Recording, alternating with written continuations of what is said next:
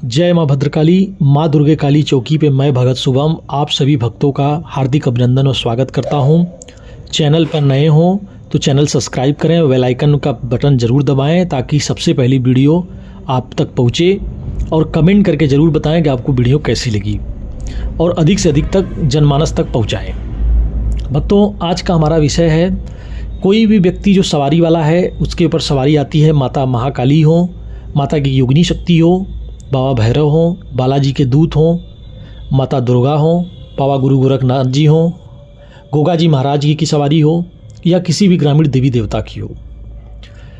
आपको कुछ नियमों का बहुत ज़्यादा ज़रूरी से पालन करना होता है। उसका कारण ये है कि आप सामान्य इंसानों की तरह नहीं है भक्तों। जो भी सवारी वाला व्यक्ति है वो अपने आप में विशेष है, उसका चुनाव शक्तियों ने किया है। तो इस बात का आपको विशेष ध्यान रखना है।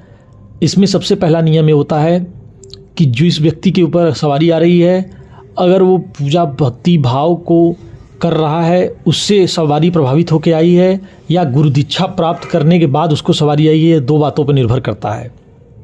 अगर आपका भक्ति भाव और सवारी आपसे आपके इस बीड़ा से उठाने के बाद से प्रसन्न होकर के आई है, आपने बहुत भक्ति भाव भजन किया है भक्तों, तो आपको अपने भक्ति भाव भजन के टाइम को और बढ़ा देना चाहिए।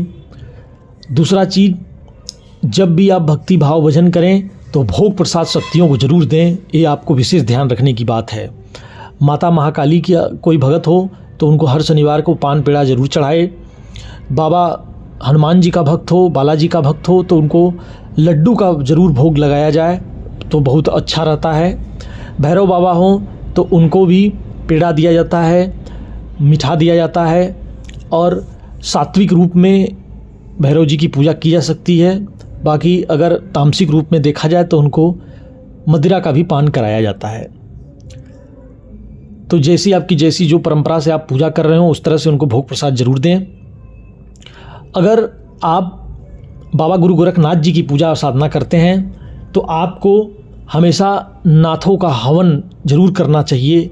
नाथों को हमेशा अगियारी देनी चाहिए, उसमें लवंग का भोग देना चाहिए, बतासे का भोग देना चाहिए।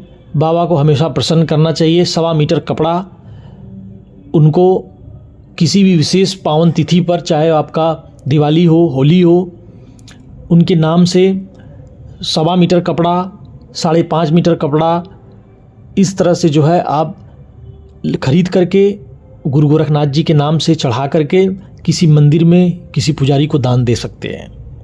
अगर आप इन सब नियमों का पालन करते हैं भक्तों, तो जो आपकी शक्ति है वो और प्रबल रूप से आपके साथ शीघ्रता से साथ चलने लगती है और आपकी रक्षा करने लगती है। अगर शक्ति की इच्छा हुई तो आप आगे चल करके दरबार भी चला सकते हैं। और तीसरा मूलभूत बिंदु जो है, सबसे बड़ा महत्वपूर्ण ये है भक्तों कि जो भी व्यक्ति सवारी वाला है वो हमेशा पवित्र वस्त्रों को हमेशा धारण करे। कभी भी बैठे तो आसन पे बैठे, बिना आसन के नीचे न बैठे, कभी भी भूमि पर। वस्त्रों का हमेशा चुनाव, उसको जो है शुद्ध वस्त्र पहनने चाहिए। उसका जो बिस्तर है वो हमेशा साफ़ सुथरा होना चाहिए, और तामसिक भोजन से उसको बचना चाहिए हमेशा। मदिरा पान से उसको हमेशा बचना चाहिए। अगर वो इन सब चीज़ों का विशेष ध्यान रखता है भक्तों, तो आप समझिए कि कृपा आप पे हमेशा बनी रहेगी।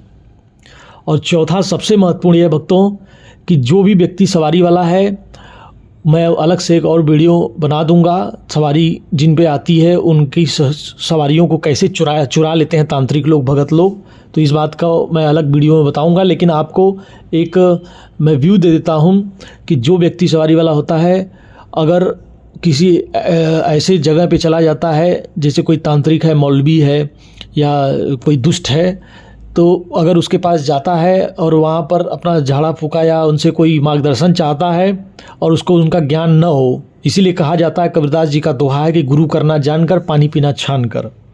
तो गुरु का जो चुनाव होना चाहिए वो बहुत आपके उच्चतम शिखर वाला गुरु होना चाहिए, जो आपको आगे का रास्ता दिखाए, मार्ग बताए, और आपके मार्ग को प्रशस्त करे और आपके जीवन में प्रकाश भरे। इस बात का ध्यान रखना होगा।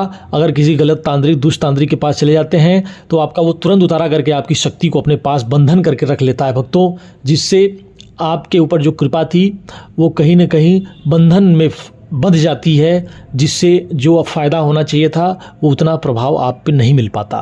तो इस बात का ध्यान रखना आपको है। और सबसे महत्वपूर्ण बात, आखिरी और पांचवी सबसे महत्वपूर्ण बात यह है कि जो भगत या साधक हमारा किसी के ऊपर सवारी आती है तो वो जो है व्रत नियमित रूप से रखता रहे। अगर माता महाकाली का हो तो कभी भी अपने, अगर वो उसका स्वास्थ्य बिल्कुल सही हो, सब कुछ ठीक ठाक रहे, तो माता का कोई पावन पर्व हो, बाबा गुरु गोरखनाथ जी का कोई पावन पर्व हो, महावीर हनुमान जी का कोई पावन पर्व हो, तो यथासंभव ज़रूर से ज़रूर उसको जो है व्रत रखना चाहिए। इससे क्या होता है कि उसके सारे संकट दूर होते हैं और शक्तियाँ और सिद्धियाँ उसके साथ हमेशा चलती हैं। वीडियो पसंद आई हो तो अधिक से अधिक जनमानस तक पहुँचाएँ भक्तों। जय माँ भद्रकाली।